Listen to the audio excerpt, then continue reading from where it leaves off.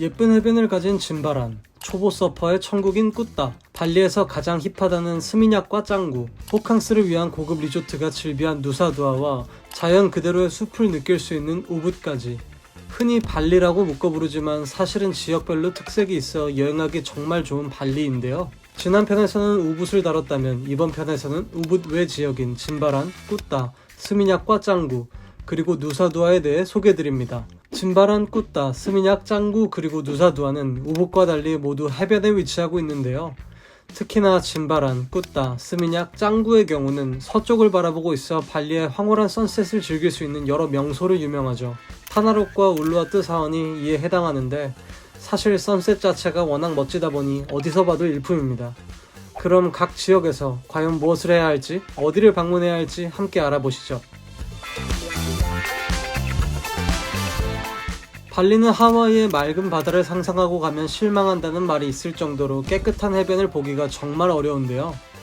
발리의 관문인 덴파사르 공항을 품고 있는 짐바란엔 산 끝자락에 숨겨진 맑은 해변, 빠당빠당 비치라는 특별한 해변이 있습니다. 한껏 발리스런 입구를 지나 절벽 사이에 지나가기도 힘든 길을 따라 내려간 뒤 원숭이까지 만나면 비로소 모습을 드러내는 빠당빠당 비치.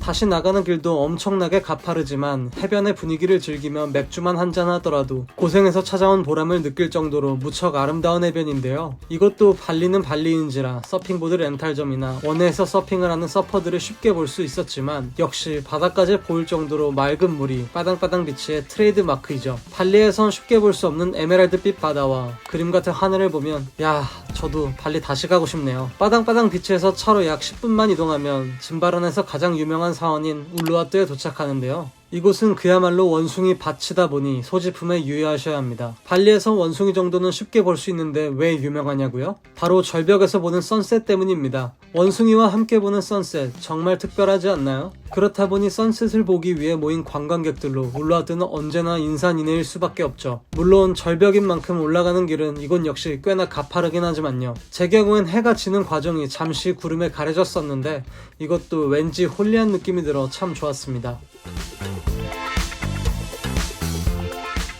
꾸따는 약한 파도가 해안가로 계속 들이치다 보니 초보 서퍼들의 성지로 불리는 곳입니다. 그렇다 보니 해안가엔 서핑 교습소가 줄지어 있는데요. 그만큼 꾸따에 왔으면 서핑 한 번은 꼭 해봐야겠죠? 무거운 보드지만 힘겹게 들고 바다로 들어간 뒤 어떻게든 타기만 하면 워낙 재밌으니 장땡입니다. 서핑 외에도 모래도 워낙 곱고 해도 좋다 보니 파라솔에 앉아 쉬는 여행객도 무척 많았네요. 꾸따 비치 바로 맞은편에는 시내에서 가장 큰 쇼핑몰로 유명한 꾸따 비치워크 쇼핑센터가 위치하고 있습니다. DQ나 콜드스톤 같은 아이스크림부터 한국엔 입점하지 않은 빅시나 프렘베어, 여러 SPA 브랜드, 그리고 푸드코트까지 꽤나 볼 것이 다양하지만 쇼핑보다는 옥상에서 볼 수 있는 꾸따의 해변 뷰가 가장 인기 있는데요. 저 멀리 보이는 짐바란을 보고 있으면 내가 정말 발리에 왔구나 실감이 나더라고요. 이렇게 비치워크 쇼핑센터를 둘러본 뒤 발리스런 좁은 골목길 사이로 옷 구경, 사람 구경을 하다 보면 저 멀리 메모리얼 파크를 쉽게 찾을 수 있습니다. 2002년 폭탄 테러 피해자들을 기리는 장소로 피해자들의 이름까지 전부 남아있는 곳인데요. 이 테러를 기점으로 꾸따의 여행 수요가 천천히 스미냑과 짱구로 이동하기 시작했다고 합니다. 스미냑과 짱구는 최근에는 꾸따보다 핫하다는 평을 들을 정도로 여행객에게 가장 인기가 많은 지역인데요. 특유의 영하면서 힙하고 왠지 더 자유로운 분위기가 있어 관광지를 찍어 이동하는 것보다는 놀러가는 곳이 되었습니다. 그렇다 보니 자연스레 비치클럽의 인기가 무척 높아졌고 그중 짱구 시내와 가까운 핀즈 비치클럽 역시 낮부터 물반 사람반이었네요. 밤이 되면 정말 그야말로 물보다 사람이 많네 싶을 정도였습니다. 비치클럽에서 춤추고 노는 것도 좋지만 다른 장점을 꼽자면 웰컴 칵테일, 또 칵테일, 또 술, 수영장에서 놀면서 마시는 술 뿐만 아니라 스시, 가라아게, 타르타르, 피자 같은 맛있고 다양한 음식이 있다는 점, 그리고 지루하지 않게 여러 공연이 있다는 점 역시 비치클럽의 장점이었고요. 이곳 역시 발리의 서쪽을 바라보고 있다 보니 아름다운 선셋을 볼 수 있다는 점은 물론 덤이었네요. 인근의 짱구 시내의 여러 가게를 지나 끝에 도착하면 짱구 대표 해변인 바투볼롱 비치가 있습니다.